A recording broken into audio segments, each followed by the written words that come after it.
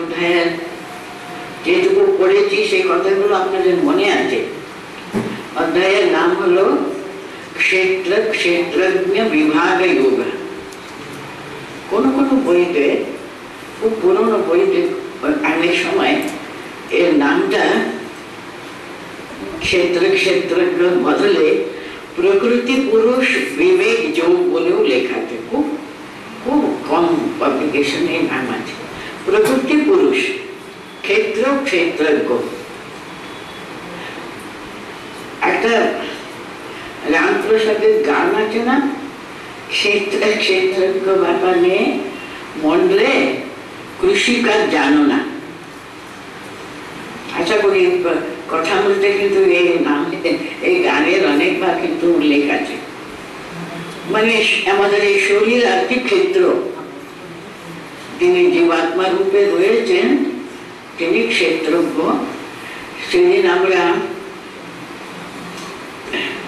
তৃতীয় শ্লোকে, এই অধ্যায়ের তৃতীয় শ্লোকে কি পড়েছি? ক্ষেত্রজ্ঞ মাং বিদ্ধি সর্বক্ষেত্রেষু ভারত।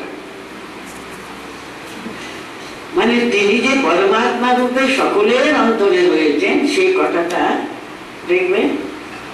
ভগবানের কথা আরম্ভ করলে দেখবে ইদম শরীরম কৌন্তেয় ক্ষেত্রমিদ অভিধীয়তে। শুধু আমি মনে করে দিচ্ছি, ক্ষেত্র আমাদের শরীর, যে আমার শরীর, আমি এই বলে এই ক্ষেত্রের ব্যাপারে সবসময় আমি আমার করতে থাকেন, তিনি সেই জীবাত্মা হলো ক্ষেত্রজ্ঞ। আর তৃতীয় শ্লোকে কি বললেন? ক্ষেত্রজ্ঞ মাং বিদ্ধি সর্বক্ষেত্রেষু ভারত। সমস্ত শরীরে আমাকে জানবে। কি জানবে? আমি সর্বক্ষেত্রের ক্ষেত্রজ্ঞ, কিন্তু আমি নিজে, মানে পরমাত্মা রূপে তিনি প্রত্যেকটি ক্ষেত্রে আমাদের অন্তরে জীবাত্মা ভাবে রয়েছেন। কিন্তু তারপরে চতুর্থ শ্লোকে কি বললেন? ক্ষেত্র কি, তার সমস্ত লক্ষণগুলো, তার কি প্রভাব ইত্যাদি ইত্যাদি সমাজে নামে শোনো। সংক্ষিপ্ত ভাবে আমি তোমাকে শোনাচ্ছি। আরম্ভ করেছিলেন ঋষিবীর বহুধা গীতম চন্দোবে বিবিধাই পৃথক ব্রহ্মসূত্র পদৈশ্চৈবা হেতুমত বিনিষ্ঠিতৈ। এই পর্যন্ত হয়েছিল না? মানে এই ক্ষেত্রের ব্যাপার আর ক্ষেত্রজ্ঞের ব্যাপার আমাদের শাস্ত্রে, বিশেষ করে আমাদের 4টে বেদ আছে না, বেদে উপনিষদ যে পোর্শন, প্রত্যেকটি বেদের শেষে কয়েকটা উপনিষদ গুলো আমরা পাই, মানে ফিলোসফিক্যাল সাইড। সে ওখানে ক্ষেত্রজ্ঞ, এই সকল ক্ষেত্রে কেমন আছেন, প্রত্যেকটি ক্ষেত্রে যে তিনি মালিক, ক্ষেত্রজ্ঞ, তার সম্পর্কে এসব কথা বেদান্তে, মানে উপনিষদে ব্রহ্মসূত্র বলে, সেটাও কিন্তু ব্যাস, সে বেদব্যাসী কিন্তু রচনা করেছিলেন। সমস্ত উপনিষদের মানে বেদান্ত সমস্ত তার জ্ঞানটা কুসূত্রাকারে এই ব্রহ্মসূত্রে কিন্তু নিরূপিত হয়েছে। এত ছোট্ট করে এত সমস্ত শাস্ত্র, এক একটা ব্রহ্মসূত্র তার ব্যাখ্যা শঙ্করাচার্য যা করেছে না, কি বিরাট বড়। দেখুন, অথ ব্রহ্মজ্ঞান বলে যে প্রথম আরম্ভ হচ্ছে, সে দুটো অর্থ এরপরে এইভাবে বলে নিজে আরম্ভ করছেন। সে নিয়ে কত কত কত বিচার, কত বিশ্লেষণ, কত কি হয়েছে আর কি ইত্যাদি বেদান্ততে, ব্রহ্মসূত্রে এসবগুলো ঋষি মুনিরা এই ক্ষেত্রজ্ঞের ব্যাপারটা বলেছেন। এই পর্যন্ত আমরা পড়েছিলাম। এরপরে নতুন আজকে যে শ্লোকগুলো আরম্ভ করছি, মহাভূতা নিয়হংকার বুদ্ধির অব্যক্তমেব চ ইন্দ্রিয়ানি দশৈকঞ্চ পঞ্চচেন্দ্রিয় গোচরাহ। এই 6 এবং 7-এ এই শরীরের কথা প্রথম বলছেন। শরীর কি দিয়ে তৈরি হয়েছে আর কি। প্রথম কথা হলো মহাভূতানি অহংকারঃ। মহাভূত মানে যে পঞ্চ মহাভূত আছে না, আমাদের শরীর কি দিয়ে তৈরি হয়েছে সেটা বলতেন পঞ্চ মহাভূত। পঞ্চ মহাভূতটা কি সেটাও এখানে বলেছেন উনি। সেই ভূমি, আপ, তেজ, জল, বায়ু, এইসব পঞ্চ মহাভূতকে, পঞ্চ মহাভূত মানে কি সূক্ষ্মাকারে। আমাদের শরীরটা কিন্তু যখন আমরা পুড়িয়ে দিই তখন কি হয়, যেখান থেকে এসেছে সেই সূক্ষ্ম মহাভূত গুলো, এলিমেন্টস, ইংলিশে 5 the major elements, কি উপকরণ দিয়ে শরীরটা তৈরি হয়েছে তার কথাটা পঞ্চ মহাভূত। তারপরে অহংকার, তারপরে বুদ্ধি অব্যক্তমেব চ। মানে থেকে প্রথম হলো মূল প্রকৃতি। এই পঞ্চ মহাভূত গুলো যখন সূক্ষ্ম তাদেরকে বলা হয় তন্মাত্রা। এই অধ্যায়টা কিন্তু অধ্যায় একটু কঠিন, খুব বেশি ফিলসফিক্যাল সাইডটা বেশি আছে, তত্ত্ব কথা ধরো। বিশেষ করে সাংখ্য তত্ত্ব যারা ভালো করে পড়েছেন, ওই সাংখ্য তত্ত্বের যে কয়েকটা এটা টেকনিক্যাল ওয়ার্ডস গুলো ব্যবহার হয়েছে আর কি, তার জন্য বুঝতে একটু সময় লাগে। সর্বপ্রথম হলো মহাভূতান অহংকার, পঞ্চমহাভূত। তারপরে অহংকার, আমি আমি আমি, যে আমিত্ব বুদ্ধি। তারপরে অব্যক্ত মেবচা, মূল প্রকৃতি। অব্যক্ত মেবচা মানে যে প্রকৃতির দ্বারা, মূল প্রকৃতির দ্বারা তৈরি ওই প্রকৃতি। তারপরে পঞ্চমহাভূত মানে শব্দ, স্পর্শ, রূপ, রস, গন্ধ, এইসব নিয়ে তো তৈরি পঞ্চমহাভূত। তারপরে অহংকার আছে, বুদ্ধি আছে, ইন্দ্রিয়ানি দশৈকঞ্চ পঞ্চচেন্দ্রিয় গোচরাহ। দেখুন 10টা ইন্দ্রিয় বলতেন, পঞ্চ কর্মেন্দ্রিয়, পঞ্চ জ্ঞানেন্দ্রিয়। জ্ঞানেন্দ্রিয় হলো আমাদের চোখ, কান, নাক ইত্যাদি, আর কর্মেন্দ্রিয় হলো হাত, পা ইত্যাদি ইত্যাদি। কর্মেন্দ্রিয় 5টা, জ্ঞানেন্দ্রিয় 5টা, 10 হলো। পঞ্চচা ইন্দ্রিয় গোচরাহ। সেই ইন্দ্রিয়, চোখ কি দেখে, রূপটা দেখে, নাকটা গন্ধ অনুভব করে, আমাদের এই যে চামড়া স্পর্শ অনুভব করে, রূপ, রস, গন্ধ ইত্যাদি আর কি। সে পঞ্চ বিষয়বস্তু আর কি, বাইরে যে বিষয়বস্তু আমরা অনুভব করি, ইন্দ্রিয় গোচরাহ। এই 10। তারপরে এটা হয়ে সবশুধু 24 হয়। এই 24 তত্ত্বকে নিয়ে কিন্তু আমাদের এই শরীর তৈরি হয়েছে। তাহলে কি হলো, মহাভূতান অহংকার। আমি দেখো, আমি 6 এবং 7 এই দুটো শ্লোকে এই আমাদের শরীরের কথাই বলা হয়েছে। শরীরের কথা, শরীর সবচেয়ে প্রথম কি বললেন, এই 24 আমাদের শরীর গঠন হয়েছে। শরীরে কি কি আছে, মহাভূত। তারপরে অহংকার আছে। দেখুন অহংকার মানে কি, আমি, অস্তিত্ব, আমি যে আছি সর্বদা আমি শরীরের সঙ্গে যুক্ত। কিন্তু মানুষ শুধু শরীর না, শুধু শরীর কি তা কিন্তু না। না, মানুষ কি শুধু মন কিংবা বুদ্ধি, শুধু তাও না। মানুষ, শরীর আর আমাদের বুদ্ধি, অহংকার আর কি, আমিত্ব, অস্তিত্বতা আর কি। শরীর, বুদ্ধি, তার সঙ্গে কিন্তু আত্মা।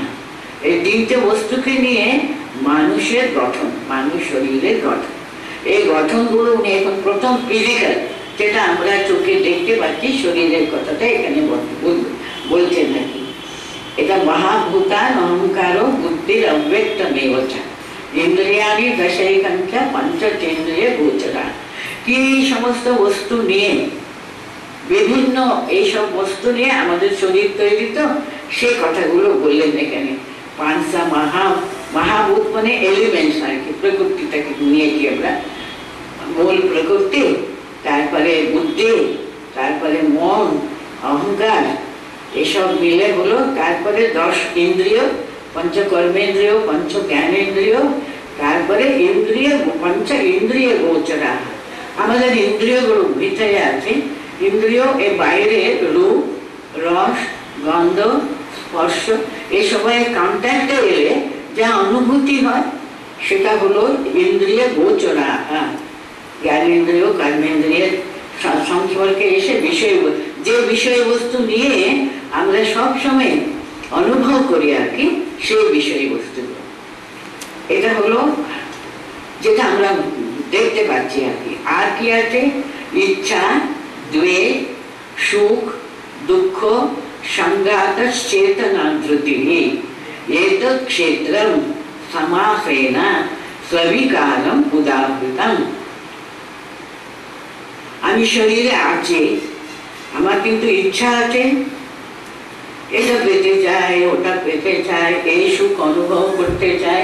এই যে আমাদের ডিজায়ার্স থাকে, যেটা আমরা চাই, সেটা হলো ইচ্ছা শক্তি। যেমন এটা চাই, সুখ চাই, আনন্দ চাই, ঠিক তেমনি দেশ আছে, বিদ্বেষ ভাব আছে। কিসের জন্য বিদ্বেষ? আমরা এসবগুলো সহ্য করতে পারি না।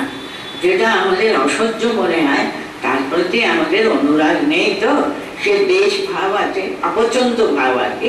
দেশ মানে আচ্ছা, ইচ্ছা জিনিসগুলো পেলে খুব সুখ আনন্দ অনুভব করি। ইচ্ছা নেই, ভালো লাগে না, সেই জিনিসগুলো পেলে আমাদের বলে দুঃখ হয়। ইচ্ছা দ্বেষঃ সুখম দুঃখম সংঘাত চেতনা ধৃতি। সংঘাত মানে এসব জিনিসগুলো মিলে আর কি, যে একটা সমন্বয়। সেটা পরে কথা সঙ্গে যুক্ত হবে। তার সঙ্গে আছে চেতনা। শরীরকে আমরা ইংরেজিতে কনসিয়াসনেস থাকে। জ্ঞান ফিরেছে বলি না আমরা, অসুস্থ মানুষ জ্ঞান হয়ে গেছিল। জ্ঞান মানে সেই চেতনার কথা বলছেন। চেতনা, ধৃতি, ধৈর্য। দেখুন, মানুষ সবসময় কি সুখ যেটা ভালো লাগে সেটাই পায়, নাকি সর্বদা আমার ভালো লাগে না সেটাই পেতে থাকে? সুখ দুঃখ ইচ্ছা দেশ সবসময় থাকে। জগতে বাস করা মানে আমাদের দ্বন্দ্বের সম্মুখ হতেই হবে, তাই না বলুন? শুধু কন্টিনিউয়াসলি সুখী পাবো আমরা তা হবে না, কিংবা সবসময় কি দুঃখই পাবো তাও নয়। সুখ দুঃখ ভালো মন্দ সবই নিয়ে তো জগৎ। তার জন্য এখানে সবগুলো বলে দিলেন। এটা মনের কথা। দেখুন, একটা হলো শারীরিক, হলো এখন মনের কথা বলছেন। ইচ্ছা দেশ সুখ দুঃখ চেতনা ধৃতি এতৎ ক্ষেত্রম। এই সব কিছুর একটা সংযুক্ত আমাদের এই শরীর, এটাকে ক্ষেত্র বলা হয়। আমি সর্বপ্রথমে ঠাকুর রামপ্রসাদের গানের কথা বললাম। একটা ক্ষেত্র মানে কি, কারোর একটু জমি আছে, জমিতে উনি কত ফসল ফলান, তাই না? আমাদেরকে এই জমিটা ভগবান দিয়েছেন, তার জন্য রামপ্রসাদের গানটা আমি আপনাকে মনে করে দিলাম। সেটা চিন্তা করলে সবকিছু পরিষ্কার হয়ে যায়। এমন মানব জমি পেলে উনি কি বলছেন?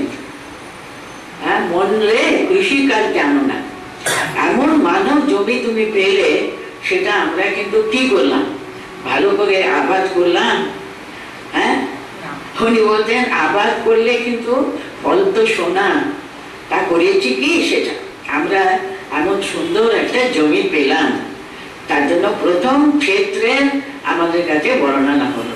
এখন হয়েছে এই দুটো শ্লোকের কথা, এই দুটো 5 আর 6 উনি শরীরের কথা বললেন।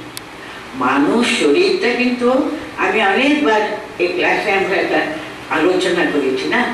মানুষ শরীর হলো, একে বলা হয় দ্য ক্রাউন অফ ক্রিয়েশন বলে। মানে ষষ্ঠ সমস্ত জীব জন্তুর মধ্যে মানুষ শরীর হলো সর্বশ্রেষ্ঠ। কেন সর্বশ্রেষ্ঠ বলা হয়? শুধু শুধু ঋষি মুনিদের কল্পনা এটা নয়। মানুষ শরীর হলো কর্মধনু, অন্য সমস্ত শরীরগুলো কিন্তু কেবল ভোগতনু না, এই দুটো তফাৎটাকে, একটা ভোগতনু একটা কর্মতনু। মানুষ শরীর কিন্তু কর্মতনু। এই মানুষ শরীরে আমরা পুরনো কর্মগুলো খণ্ডন করতে পারি, দূর করতে পারি, বাদ দিতে পারি। ত্যাগ করবার যে প্রবল ইচ্ছা থাকলে তার জন্য যে সাধন ভজন করে সেটা সম্পূর্ণ নির্মূল করবার, আর তারই সঙ্গে সঙ্গে একটা হলো নেগেটিভ, ওটা দূর করে দেওয়া, কিন্তু অত্যন্ত সুন্দর ভাবে তৈরি করবো আমরা। কারণ মানুষ শরীরে কিন্তু, কেবল মানুষ শরীরে কিন্তু ভগবত লাভ হয়। পরম সত্যের লাভটা কিন্তু মানুষ শরীর দিয়ে লাভ করা যায়। আপনি মনে করবেন না মানুষ শরীরে আছি আমরা বলে মানুষ শরীরে খুব প্রশংসা হচ্ছে, তা কিন্তু নয়। সাইন্টিফিক রিজন এর পিছনে আছে। কিন্তু মানুষ শরীর হলো কর্মতনু, ভোগতনু না। ভোগতনু মানে কি বলুন তো? এই যে আমি কি কি কাজ করেছিলাম তার ফলস্বরূপ তো আমরা এই শরীরটা পাই আমরা। ভগবান অন্য সমস্ত ধর্ম পুস্তকে কিন্তু এটাই লেখা। যেমন বাইবেল বলে মানুষকে যখন উনি যখন কত কি তৈরি করলেন, কত গাছপালা ভ্যারাইটি, তারপরে জীব জন্তু কত কি তৈরি করলেন, কিন্তু কোনোটাতেও নাকি ভগবানের সন্তুষ্টি এলো না, একটা তৃপ্তি এলো না। কাজে একটা স্যাটিসফ্যাকশন বলে জিনিস আছে না, একটা তৃপ্ত হওয়া, তৃপ্ত হলো না। কিন্তু যখন তিনি মানুষ সৃষ্টি করলেন, এটা বাইবেলে বলা হচ্ছে হি created of his own image, তার নিজের মতো উনি যখন সৃষ্টি করলেন মানুষকে, তখন ওর নাকি খুব শান্তি হলো। কারণ মানুষ জন্মের সার্থকতাই হলো সে পরম সত্যকে লাভ করা। সে পরম সত্য মানে সে পরম ব্রহ্ম, তাকে লাভ করাটা কিন্তু মানুষ জন্মে করা যায়, আর কোনো জন্মে এটা হতে পারে না। কারণ ভোগতন দেবতারাও পর্যন্ত মানুষ শরীর ধারণ করে কিন্তু পরম সত্যকে লাভ করে, ভগবানকে লাভ করে। কিন্তু দেব শরীরে কিন্তু এটা হয় না। আবার পৃথিবীতে জন্মাতে হবে মানুষ রূপে, মানুষ শরীরে কিন্তু তপস্যা বলে ও মহাপরম সত্যকে ও লাভ করতে পারবে। তার জন্য মানুষ শরীর হলো কর্মতনু বলা হয়। অন্যান্য শরীরগুলো কি আমরা অনেক পুণ্য করেছি, অমুক লোকে গেছি, ব্রহ্ম লোকে গেছি, দেবলোকে গেছি, স্বর্গলোকে থেকে অনেক সুখ দুঃখ ভোগ করতে পারবো। তারা ওখানে কিন্তু দেবতাদের আনন্দ সুখ ভোগ নাকি ইন্টেন্সিভলি ওরা করে, কত কত কত হাজার বছর নাকি দেব শরীরে থাকা যায়, কিন্তু একদিন ওটা শেষ হয়ে যায়। যদি অনেক পুণ্য কর্মে আবার যদি মানুষ জন্ম প্রাপ্ত হলে সে পরম সত্যকে লাভ করা যায় মানুষ শরীরেই। তার জন্য মানব জমি, হ্যাঁ বলে তো সোনা বলছেন আমাদের প্রসাদ, ঠিক তেমনি এখানে এমনি শরীরের যে মানুষ শরীর যে কত মূল্য আছে না, সেই কথাই এখানে এই যে মানুষ শরীর কি করে তৈরি হয়েছে সেই কথাটা আরম্ভ করলেন।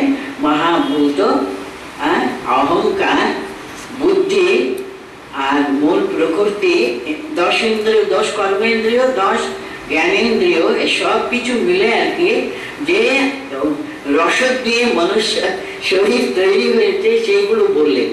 আর মনুষ্য শরীরে মানুষ কি কি অনুভব করে, ইচ্ছা, দেশ, সুখ দুঃখ, সংঘাত, চেতনা, ধৃতি। ধৃতি তো কত বড় একটা জরুরি জিনিস, ধরে রাখা একটা যে আমি এখানে অর্জন করতেই হবে।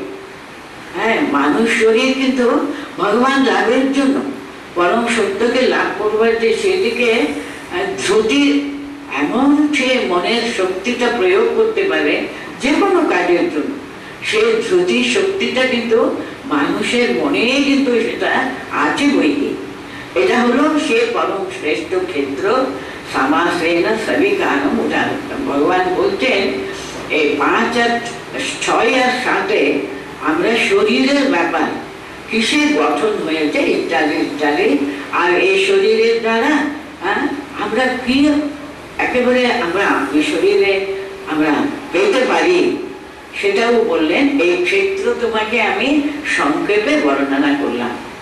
এটা ভগবান 6 আর 7-এ মানুষ শরীরের কথা, কেমন সেটা গঠিত হয়েছে, কেমন পরম শ্রেয় লাভ করা যায় মানুষ শরীরে, এই কথাগুলো বললেন। এখন আমাদের শরীরের অন্যরা সমস্ত কি কি আছে সেসবগুলো দেখবেন। মানে আমরা উন্নত হবার জন্য আমাদের জন্য কি কি গুণাবলীগুলো ভগবান রেখেছেন, বিচার করলে আমরা কোন দিকে এগোতে পারি, কি সবগুলো আমরা পেতে হবে, সেটাও এখানে বলছেন। এরপরে দেখবেন 8 থেকে 11 পর্যন্ত এই 5টা শ্লোকে, 4টে শ্লোক বলে 8, 9, 10, 11 এই 4টে শ্লোকে কিন্তু উনি ক্ষেত্রের ব্যাপার হলো।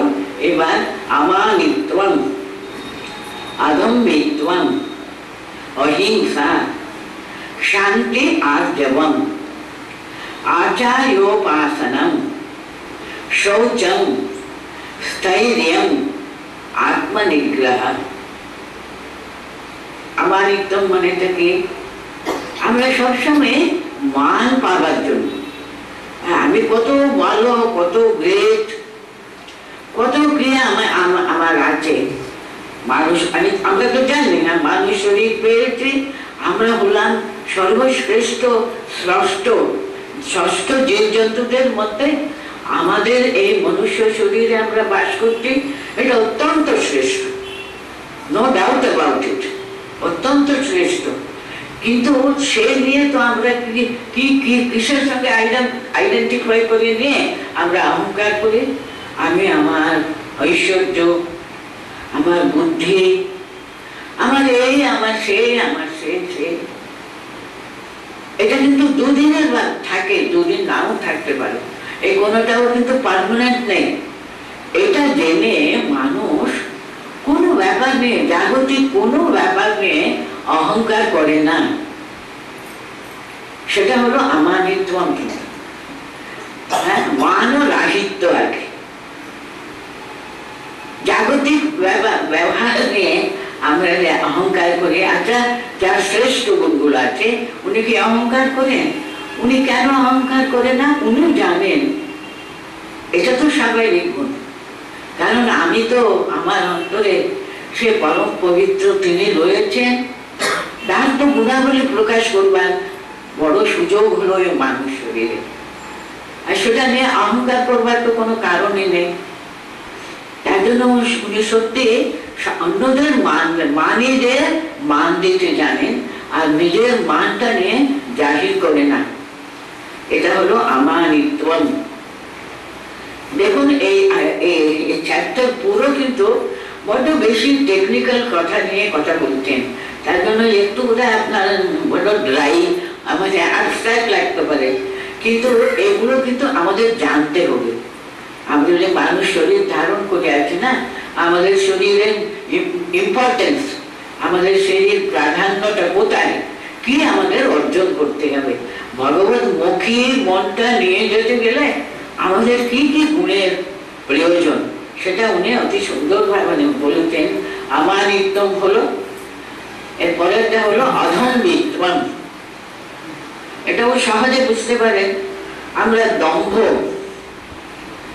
অহংকার করি। কি নিয়ে অহংকার করি বলুন তো?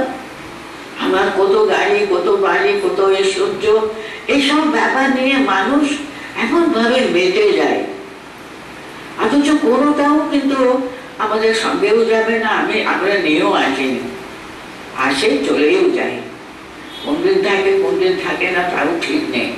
তাই জন্য এই সামান্য ব্যাপার নিয়ে দম্ভ করে না, বৈশেষিক ব্যাপার, জাগতিক ব্যাপার নিয়ে দম্ভ করে না।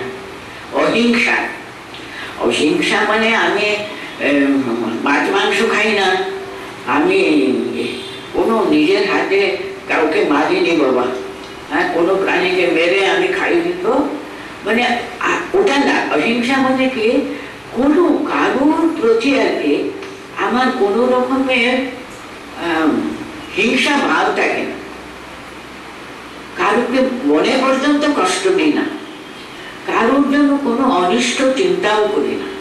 অহিংসা, যে অহিংসায় প্রতিষ্ঠিত হয়ে আছে না, দেখবেন আমরা পুরাণ কাহিনীতে কি করি, কোন ঋষি আশ্রম, এই যে কিছুদিন আগে আপনারা চণ্ডী পাঠ করলেন পূজার সময়, সেখানে দেখবেন যখন সুরত রাজা ওই বেদস ঋষির আশ্রমে গিয়ে থাকলেন, উনি দেখছেন সেখানে একেবারে বাঘে গরুতে একসঙ্গে জল খায়।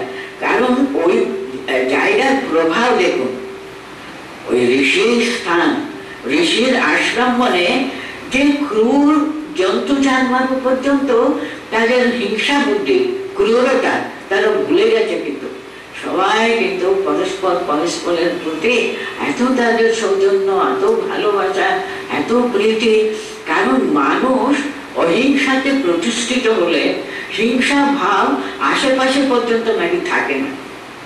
ভাবুন তো, আপনারা কোনো মঠে টটে গেলে বলে না কি ভালো লাগছে, কত শান্তি। কারণ ওখানে যিনি বসে আছেন উনি শান্তি স্বরূপিনী। সেখানে গেলে কি করে মানুষ অশান্তি ফিল করবে? তার যে দেখুন ভেরি প্রেজেন্স, এরকমই মহাপুরুষ যাদের সান্নিধ্যে গেলে মানুষ এত শান্ত হয়ে যায়। কথা বলতে হবে না, ওরা তোমাদের সঙ্গে খুব কথা বললেন, আনন্দ দিলেন, তা না, তার ভেরি প্রেজেন্স, তার সান্নিধ্যেই যথেষ্ট। অহিংসা মানে ওরকম হিংসা কথাটা, পীড়নের কথা মনে উদয় হয় না ওখানে। অহিংসা, শান্তি মানে ক্ষমা, ক্ষমা স্বরূপিনী ছিলেন মা শারদা, আপনারা সকলে জানেন। সে শান্তি আর যে আপনারা দেখবেন চণ্ডীতেও আছে, মাকে শান্তি রূপে নমস্কার শ্রে, নমস্কার শ্রে, ক্ষমা স্বরূপিনী তিনি। হ্যাঁ, শান্তি আর্যবম, আর্যবম মানে জানেন সরলতা। শিশু যেমন সরল, মানুষ আস্তে আস্তে আমরা বড় হলে ওই সরলতাটা আস্তে আস্তে চলে যায়। সরলতা কিন্তু একটা মহা শ্রেষ্ঠ গুণ আছে, আর্যবম, সরলতা। আচার্য উপাসনা, আচার্যগণের উপাসনা মানে কি, বড়দেরকে যা সম্মান দেওয়া উচিত সেরকম ভাবে আর কি ওদের গুণের যে এ করা। ওরা আচার্য, ওরা গুরু, গুরু মুখে যা শুনেছি আমরা সেটা জীবনে আচরণ করা। আর গুরু শরীরে না থাকলেও তিনি আছেন, তার কথাগুলো যদি আমরা যথাযথ ভাবে যদি পালন করতে পারি, সেটাই সবচেয়ে বড় গুরু সেবা। আমাদের অনেক সময় গুরু সেবা করবার কোনো সুযোগ পেলাম না বলে দুঃখ করে না মানুষ, কিন্তু আমরা গুরু সেবা কিভাবে অত্যন্ত সুন্দরভাবে করতে পারি, গুরুর উপদেশ যদি আমরা জীবনে যথাযথ ভাবে যদি পালন করতে পারি, সেটাই কিন্তু গুরু সেবা শুশ্রূষা হয়ে যায়। আচার্য উপাসনা, যারা আমাদের যে বয়সে, গুণে, বিদ্যায় সবকিছুতে তারা শ্রেষ্ঠ, তাদেরকে আমরা যথাযথ মর্যাদা, যথাযথ গৌরব দেখানো, আচার্য, ওটাই উপাসনা। শৌচম, শৌচ মানে পবিত্রতা আর কি। স্থৈর্যম, আত্মবিনিগ্রহ, স্থৈর্যম ধৈর্য আর কি, হ্যাঁ, সহনশীলতা। আত্মবিনিগ্রহ মানে আত্মসংযম আর কি। কার সঙ্গে কেমন কথা বলতে হয়। ছোটবেলাতে আপনারা মা বাবারা আছেন, আপনারা শিক্ষা দেন তো বাচ্চাদেরকে, না বাবা এরকম কথা বলতে হয়, এরকম আচরণ করতে হবে। এই যে বিনিগ্রহ, যেটা করা উচিত না, মানুষের মতো আচরণ করা, আমরা যেন সেখানে এতটুকু যেন ত্রুটি না হয় আর কি। বিনিগ্রহ, আত্মা বিনিগ্রহ মানে আত্মা সংযম। এসবগুলো কিন্তু দেখুন প্রত্যেকটি গুণ আমরা যত অনুধ্যান করব, এসব কিন্তু পরে আমরা আরেকবার করব দৈবী সম্পদ। সেই দৈবী সম্পদ মানে যে গুণগুলি আর কি, আমরা যদি সেটা বেশি আমাদের অন্তরে অর্জন করবার চেষ্টা করলে কি হয়, ওসব দৈবী সম্পদ। মানে ভাগবতী শক্তির যেন প্রকাশ। এই সম্পদকে ধরে ধরে ধরে সেটা আয়ত্ত করবার জন্য প্রচেষ্টা, সেটাই তো তপস্যা। সেটা তো আমরা জীবনে ঠিকই পালন করতে পারলে দেখবেন আমরা সেই দৈব শক্তির প্রকাশের দিকে এগুচ্ছি আর কি। আমরা এসবগুলো আচার্য উপাসনম শৌচম স্থৈর্যম আত্মনিগ্রহ হলো। নেক্সট যাই, ইন্দ্রিয়ার্থেষু বৈরাগ্যম অনহংকার এব চ জন্ম মৃত্যু জরা ব্যাধি দুঃখ দোষানুদর্শনম। ইন্দ্রিয়ার্থেষু বৈরাগ্যম, আমাদের ইন্দ্রিয়গুলো সবসময় বহির্মুখী ইন্দ্রিয়, তাই না? আমাদের উপনিষদে আছে সৃষ্টিকর্তা আমাদের ইন্দ্রিয়গুলো কিন্তু বহির্মুখ হয়ে সৃষ্টি করেছে। আমরা চোখ খুললে সামনে জিনিসই দেখবো, কি বলুন? চোখ বন্ধ করলেও কতটুকু আমরা অন্তর্মুখী হতে পারি। আমাদের ভিতরে যে তিনি বসে আছেন, এরকম বলা হয় তিনি অনিমেষ নয়নে সদা সর্বদা তাকিয়ে আছেন আমাদের। কেন তাকিয়ে আছেন? উনি ভাবছেন আমি সর্বশ্রেষ্ঠ মানব শরীর দিলাম এদেরকে। মানব শরীরের উদ্দেশ্য কিন্তু সে পরম শ্রেষ্ঠ ভাগবতী শক্তিতে প্রতিষ্ঠিত হওয়া। সেটা না করে এরা কি করে বেড়াচ্ছে? আমরা সব এত বহির্মুখী, আমাদের সব সময় আমরা এই চাই ও চাই সে চাই করে বাইরে সবকিছু খুঁজি, কিন্তু তিনি যে অন্তরে বসে আছেন তার দিকে মনটা কতটুকু আমরা দিই আর কি। ইন্দ্রিয়ার্থেষু বৈরাগ্যম, চোখটা বাইরে দেখতে চাই, বাইরে বস্তুগুলো নিয়ে আমরা ছুটাছুটি করি। কেন? একটু অন্তর্মুখী হতে পারো না? সেই চোখটা ভিতরে ঘোরাও না।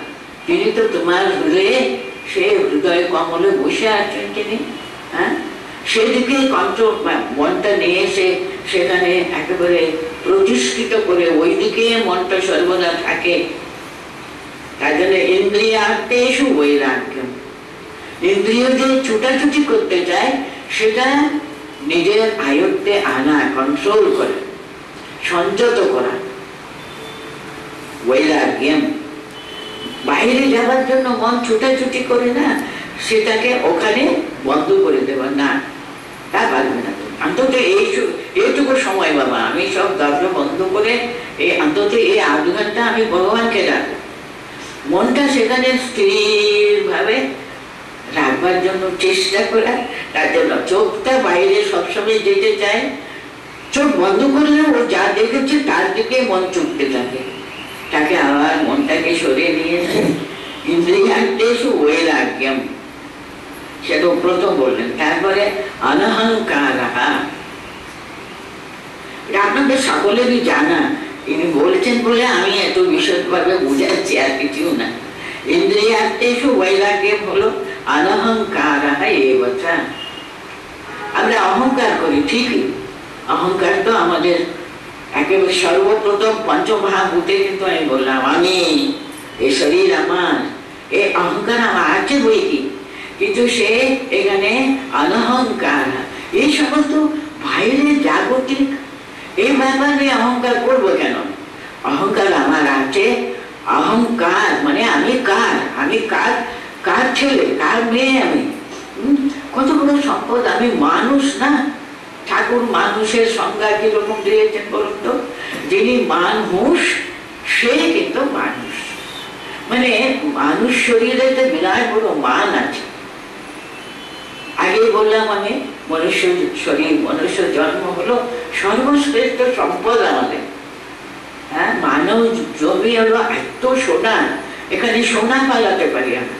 ভগবত সান্নিধ্য কিন্তু মানুষ জন্মেই হয়, সব জানি আমরা, কিন্তু আমরা অহংকার করি। কি নিয়ে অহংকার করি বলুন? আমার এই আছে, আমার সেই আছে, আমার কি বুদ্ধি, আমার কি জ্ঞান, আমি সব বুঝি। এইসব সামান্য, যেটা অত্যন্ত নিম্নতরের বস্তু আর কি, যে অস্থায়ী, যে ক্ষণভঙ্গুর, কিন্তু সেই সব নিয়ে আমাদের অহংকার। তার জন্য বলছেন ইন্দ্রিয়ার্থেষু বৈরাগ্যম অনহংকার এব। সেই ব্যাপারে যাতে আমরা অহংকার না করি। অহংকার করবার মতো কোনো বস্তুই না, যেটা ক্ষণস্থায়ী, সে নিয়ে আমরা অহংকার করবো কেন বলুন তো? এই ছিল, থাকবে না কিছুদিন পরে, তখন কি হবে? অহংকার করবার কিছু থাকবে না, তাই না? এইসব জিনিসগুলো আপনাদের জানা, আমি শুধু এটা এক্সপ্লেন করছি বলে আবার মনে করিয়ে দিচ্ছি আর কি। ইন্দ্রিয়ার্থেষু বৈরাগ্যম অনহংকার এব চ। তারপরে শরীরের বিভিন্ন অবস্থাটা দেখিয়ে বলছেন, আমরা এই এক একটা অবস্থাতে এত অধৈর্য হয়ে যায় আমরা। নাম্বার প্রথম হলো জন্ম, মৃত্যু, জরা, ব্যাধি, এই সবটাতে আর কি দুঃখ দোষানুদর্শনম। জন্ম হয়েছে, মানুষ জন্ম পেয়েছে, জন্ম ব্যাপার নিয়ে। তারপর মৃত্যু, জন্ম মানে মৃত্যু আছে। মৃত্যুর কথাটা মাঝে মধ্যে চিন্তা করাটা খারাপ না, কিন্তু দেখো এই তো একটা দিন চলে গেল, ঠাকুর আমাদের দেখিয়ে দিয়ে গেছে।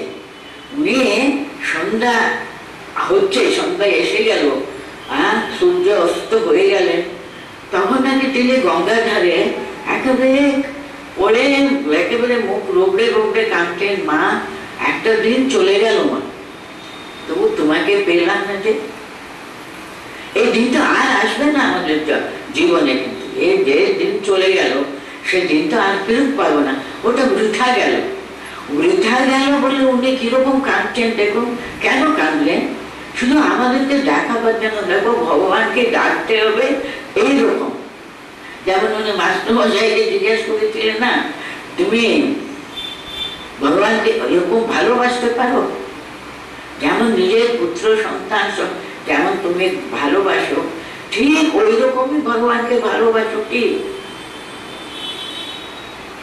আমরা বলছি আমরা খুব ভক্ত, আমরা ভগবানকে ভালোবাসি, পূজা করি, সকালবেলা আমরা এইসব নৈবেদ্য সাজিয়ে দিই, কত কি করে মনে করি আমরা, কিন্তু অন্তরের ভালোবাসা কতটুকু সেটাই। জন্ম হলো, মৃত্যু হলো, এটা তো সবসময় আছে, এটা আমরা মেনে নেওয়া। তার জন্য প্রিপারেশন মনে সর্বদা প্রিপারেশন করে রাখা আর কি।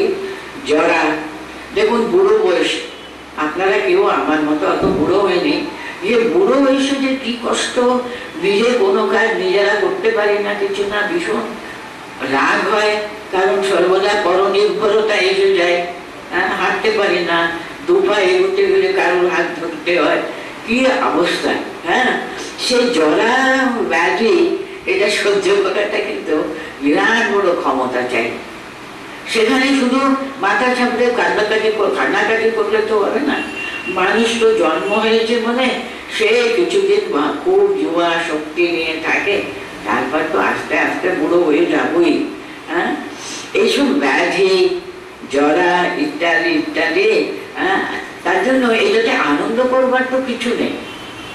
আমরা সহ্য করে যাতে সার্থক ভাবে যেন মানুষ জন্মটা আমরা যথার্থভাবে করতে পারি, তার জন্য বলছেন জন্ম, মৃত্যু, জরা, ব্যাধি, দুঃখ দোষানুদর্শনম। এটা কিন্তু আনন্দ করবার কোনো, এসবগুলো কিন্তু কিছু না কিছু দুঃখেরই ব্যাপার। আনন্দ করে মানবার কিছু না, সেটা নিয়ে বড় ভীষণ দুঃখ করবার খুব প্রয়োজন নেই। এসবগুলো হয়, জন্ম, মৃত্যু ইত্যাদি ইত্যাদি শারীর ধারণ করলেই হয়ে আছে। এসব উনি দেখাচ্ছেন আমাদেরকে, জন্ম, মৃত্যু, জরা, ব্যাধি, দুঃখ দোষানুদর্শনম। ইন্দ্রিয়ার্থেষু বৈরাগ্যম অনহংকার এব চ।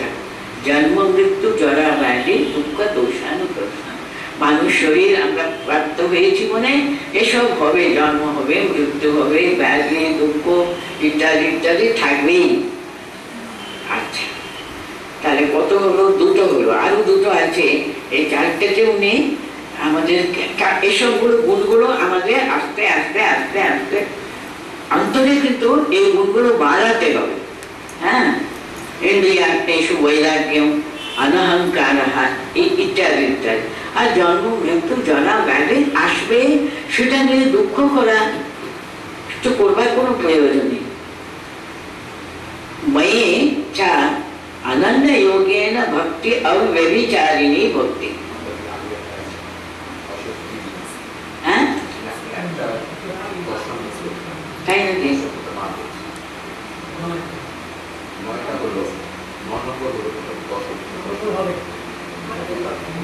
ও দেখো তো আমার বইটা কি আছে, তোমার বইটা দাও না।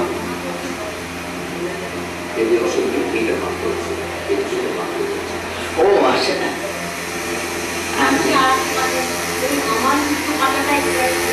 কি বাবা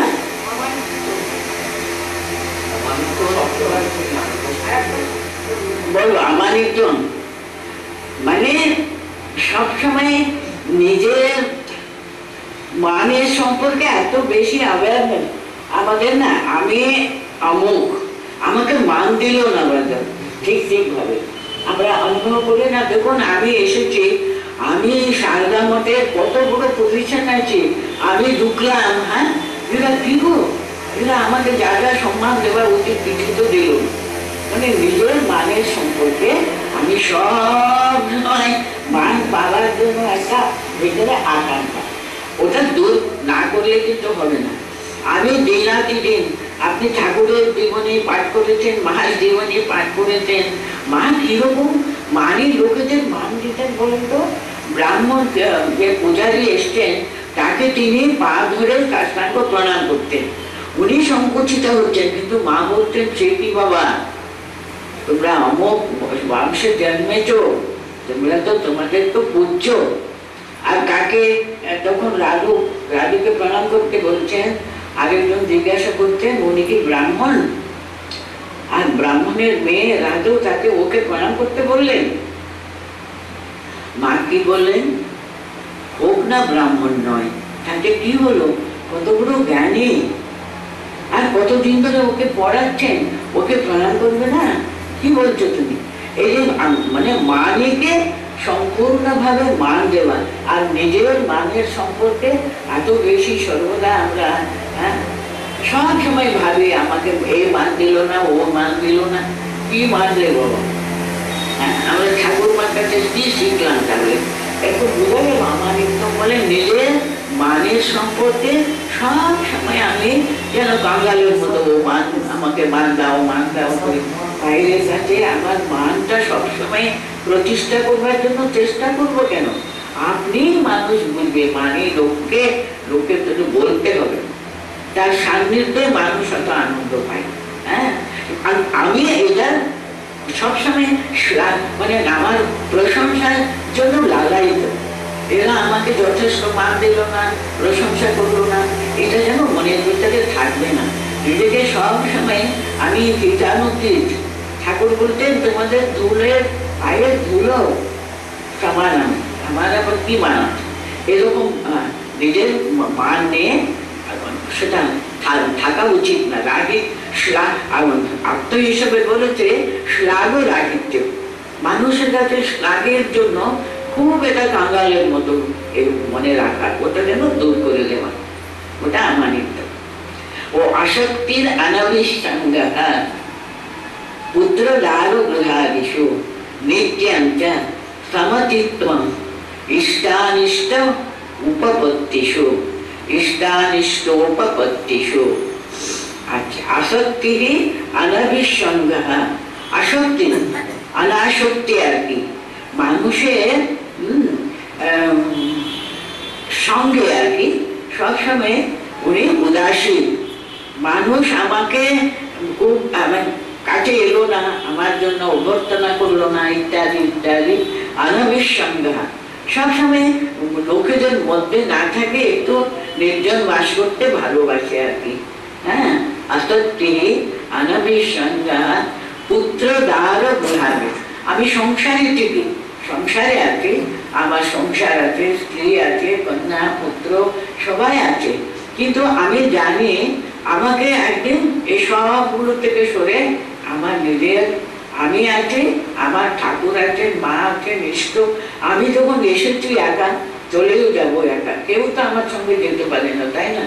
কিন্তু মানুষ এত এদের ছাড়া আমি থাকতেই পারি না, এত বেশি অ্যাটাচমেন্ট আর কি, ভীষণ ওটা সর্বদা পাবার জন্য, সর্বদা ওদের সঙ্গে থাকবার জন্য, ওদের প্রতি এত আসক্তি।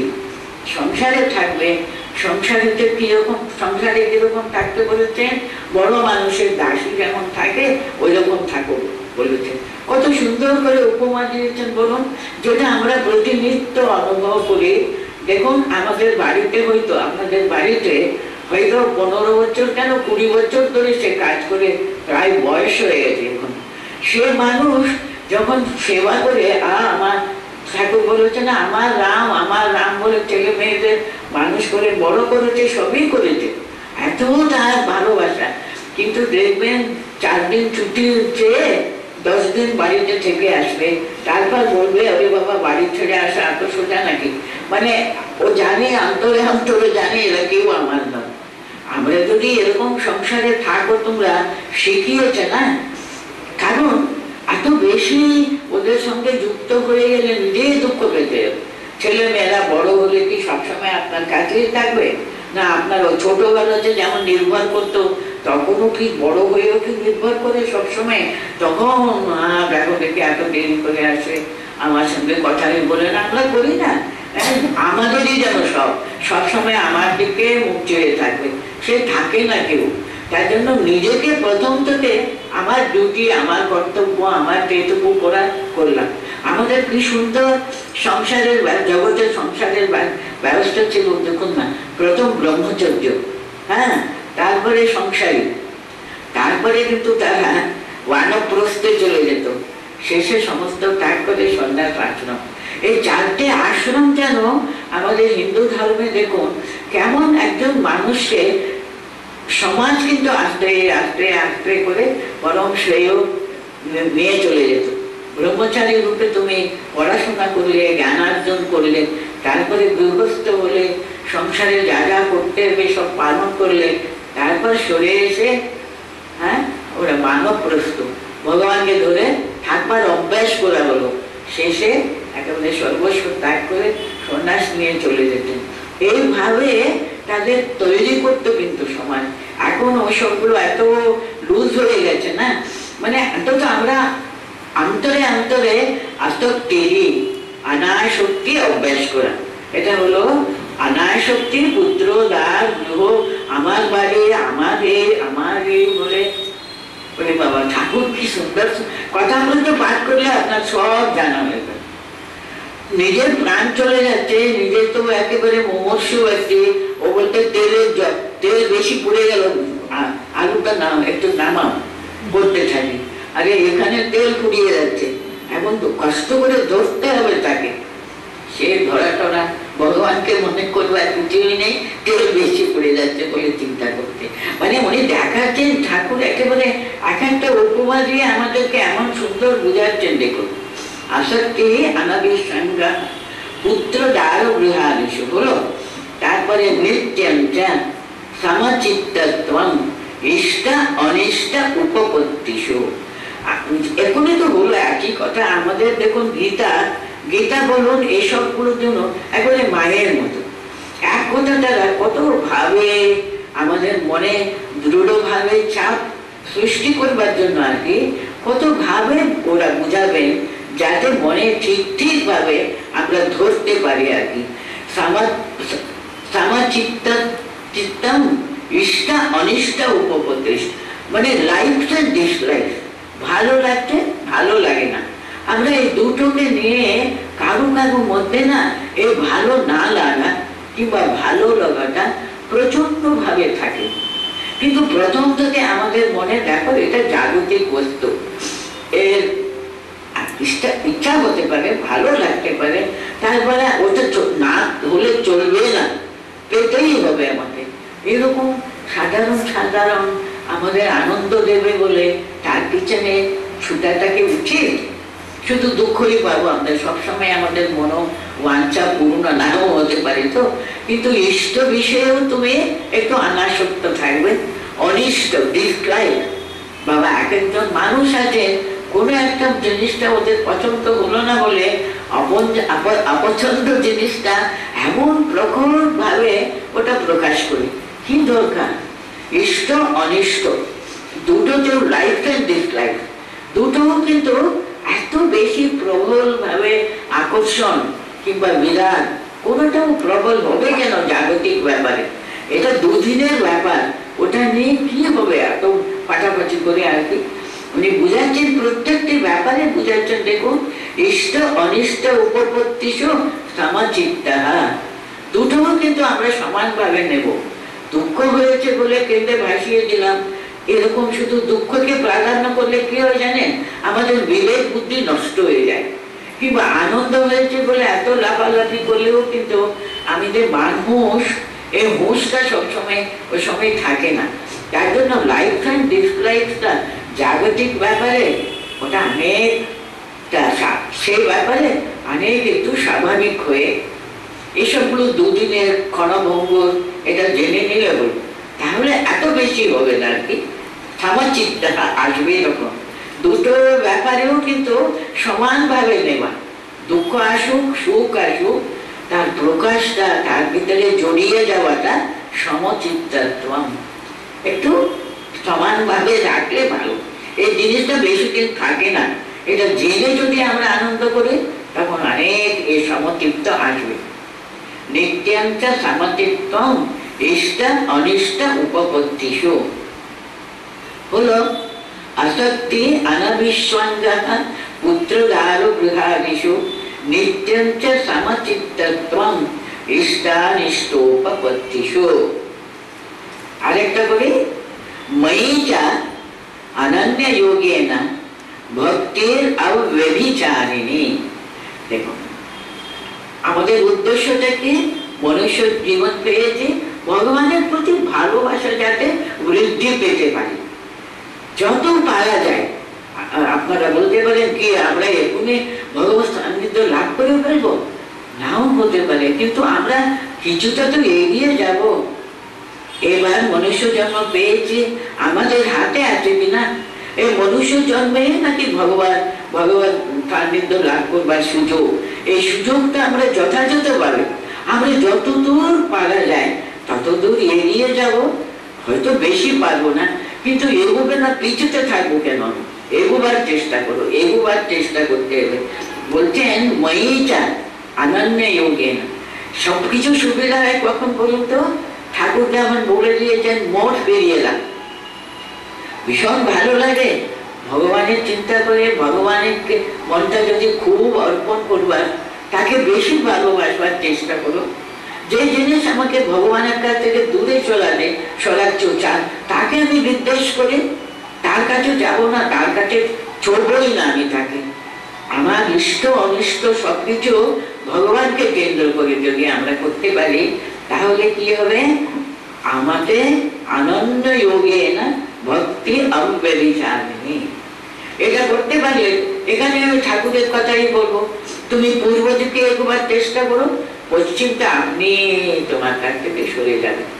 তোমাকে কষ্ট করে আমি এটা করবো না এটা করবো না করতে হবে না, পা বাড়াও না, ভগবান মুখী হবার চেষ্টা করো, তাহলে দেখবে আসক্তি। আমি ভালোবাসি তো, আমি ভগবানের জন্য ভালোবাসি। হ্যাঁ, ঠাকুর এটা ভালোবাসতেন, ঠাকুর ভালোবাসতেন, কিন্তু ঠাকুরকে আগে বসান না, তারপরে দেখবে সব ভালো হয়ে যায়। ঠাকুর আইসক্রিম খেতে খুব ভালোবাসতেন, খুব ভালো।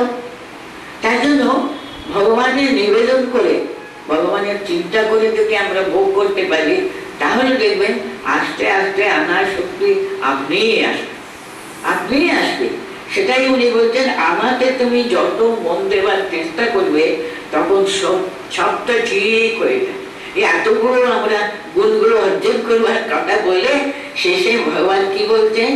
ময়ি চ অনন্য যোগেন ভক্তির অব্যভিচারিণী বিবিক্ত দেশ সেবিত্বম আরতির জন সংসদে। ময়ি চ অনন্য যোগেন ভক্তি অব্যভিচারিণী ভক্তি মানেটা কি? অব্যভিচারিণী ভক্তি মানে এক নিষ্ঠা ভক্তি, ও ছাড়া আমি আর কিছু জানি না, আমি সব করবো ওর জন্য করবো, ভগবানের জন্য করবো। সবসময় যদি আমরা আমার ইষ্টের চিন্তাটা সবকিছুর অগ্রে রাখতে পারি, সবকিছু সামনে রাখতে পারি, সবকিছু বেশি তাদেরকে মন দেবার চেষ্টা করতে পারি, তাহলে দেখবেন এতগুলো আমরা 4টে শ্লোকে যা পড়লাম সেটা আপনিই এসে যাবে। পশ্চিমকে তাড়াবার জন্য চেষ্টা করার চেয়ে বেশি একটা উপায় আছে, পূর্ব দিকে এগোবার জন্য চেষ্টা করা। পূর্ব দিকে এগোবার চেষ্টা করলে পশ্চিম আপনিই সরে যান। তখন কষ্ট করে অসংজ্ঞা এসব কিছুও করতে হবে না। আমি যদি সকালবেলা উঠে ভগবানের কাছে প্রার্থনা করতে পারি, ঠাকুর তোমার জন্য ভক্তি দাও, একটু তোমাকে যেন বেশি ভালোবাসতে পারি, তোমার দিকে যেন মন তোমার দিকে আসতে পারে, এটা প্রার্থনা একান্ত ভাবে করলে দেখবেন এটা হবেই হবে। এখানে কোনো, তাই জন্য ভগবানের এই কথাটা সবচেয়ে শেষে বলতেন উনি, ময়িটা অনন্য যোগেন ভক্তি অব্যভিচারিণী ভক্তি। দুটো কথা বলেছেন, অনন্য যোগেন অব্যভিচারিণী ভক্তি। আমরা তো ভালোবাসতে জানি, সে ভালোবাসাটা শুধু ওর চরণে দেব, ওকে যত ভালোবাসবো না ওরকম আর কাউকে ভালোবাসবো না। হ্যাঁ, অন্যান্য বস্তুকে ভালোবাসবো এর মতো না। তিনি অতি প্রিয়, আমার পরম প্রিয় তিনি। তিনি হলেন সর্বপ্রথম, ও হলো আমার সবকিছুর মূল কেন্দ্র, অনন্যা ভক্তি। বারবার কিন্তু ঠাকুর কৃষ্ণ ভগবান এই এক কথা বারবার বলতেন, অনন্যশ্চিন্তয়ন্ত ওই জনা পরি উপাসতে। মনে আছে আমরা নবম অধ্যায়ে পড়েছি, অনন্যশ্চিন্তয়ন্ত ওই জনা পরি উপাসতে তেষাভিযুক্তানাং যোগক্ষেমং বহাম্যহম বলেছে। যে আমার জন্য, হ্যাঁ, ঠাকুর বলতেন 1 পা এগো, আমি তোমাদেরকে 10 পা এগিয়ে আসবো, 100 পা এগিয়ে আসবো। দেখুন ঠাকুর অন্তত একটা কন্ডিশন করলেন, তুমি 1 পা এগো। মা কিন্তু কোনো কন্ডিশন রাখেনি। কি করুণাময়ী না, তিনি বলতেন তুমি জানবে তোমার একজন মা রয়েছেন, আমি মা, আমি থাকতে তোমার কিসের ভয় বাবা? বলুন তো কোন দেবতা আমাদের কাছে এমন অভয় প্রদান কে করেছেন বলুন তো? কোন দেবতা করেন। কৃষ্ণ ভগবানও কিন্তু বলতে সবচেয়ে শেষে উনি বলেছেন না, আমাকে সর্বস্ব অর্পণ করো, আমি তখন তোমাকে গ্রহণ করবো। সর্বধর্মান পরিত্যজ্য মামেকম শরণম ব্রজ অহম ত্বাম সর্ব পাপেভ্যো মোক্ষয়িষ্যামি। বলেছে না, সকলের কিছু কিছু কন্ডিশন লাগবে, দুধে আমরা তখন এটা করে দেব। মা বলছেন কোনো কন্ডিশন নেই, শুধু জানবে তোমার একজন মা আছে। আমরা তো জানি আমাদের মা আছেন, কি বলুন না। একটা ছোট ছেলে, হ্যাঁ, ও বোধহয় আমাদের বাড়ির বোঝা যে কাজ করে, মেয়ে সার্ভেন্ট, ওর ছেলে হতে পারে, বাচ্চা ছেলে।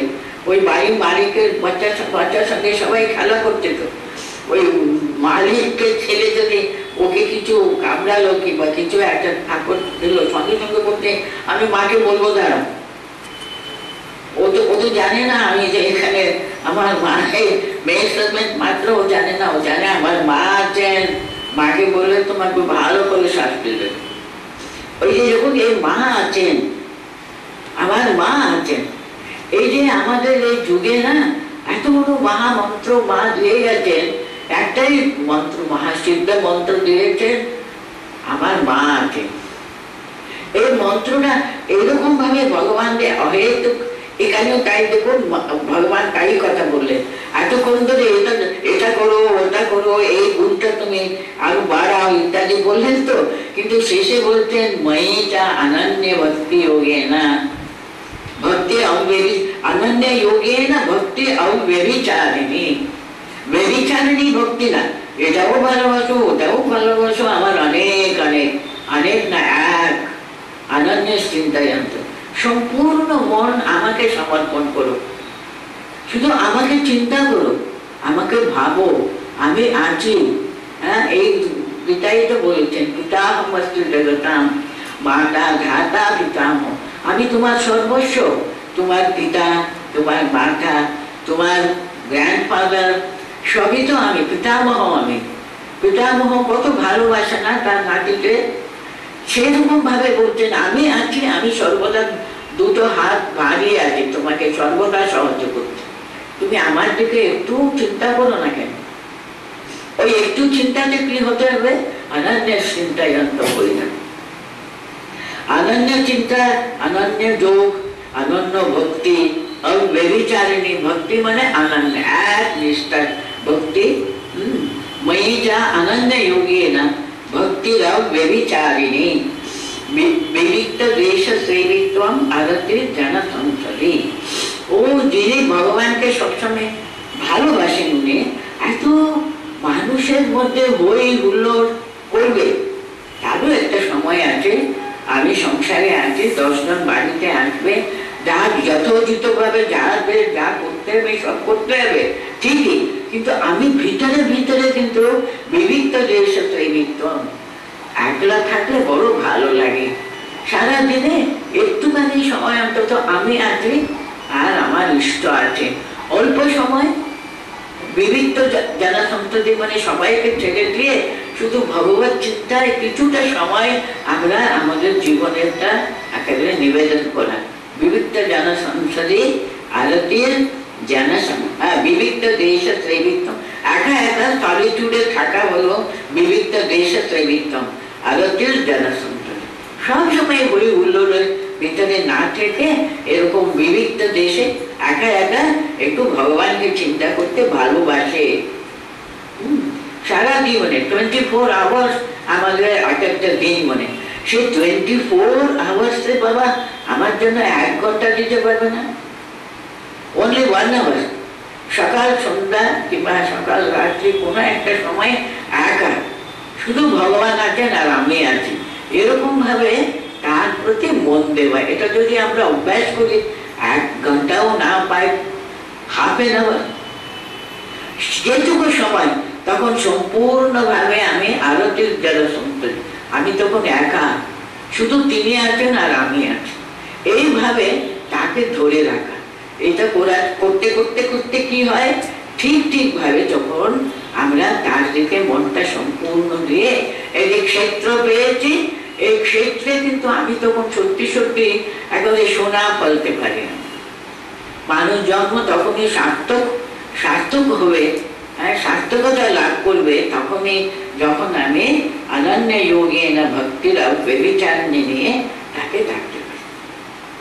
থাক আজকে এ পর্যন্ত, চিন্তা করবো তো অনেক অনেক খোরাক পেলাম আমরা। এই মহাভূতানি অহংকারো পড়ে একবার পড়ে শেষ করে দিচ্ছি।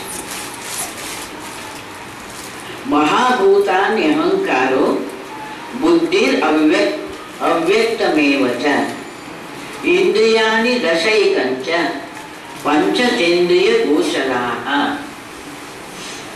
इच्छा द्वेष सुखं दुःखं संघातश्चेतनावृत्तिः एतत् क्षेत्रं समासेन स्विकारमुदावृतम् अमानित्वं अधम्मित्वं अहिंसा शांतिराज्यवम् आचार्योपासनं शौचं स्थैर्यम् आत्मविनिग्रहः इंद्रियार्थेषु वैराग्यम् अनहंकार एव च जन्म मृत्यु जरा व्याधि दुःख दोषानुदर्शनम् असत्ये अनभिसंगः पुत्रदारुगृहादिषु नित्यं च समचित्तत्वम् इष्टानिष्टोपपत्तिषु मयि च अनन्ययोगेन भक्तिरव्यभिचारिणी विविक्तदेशसेवित्वम्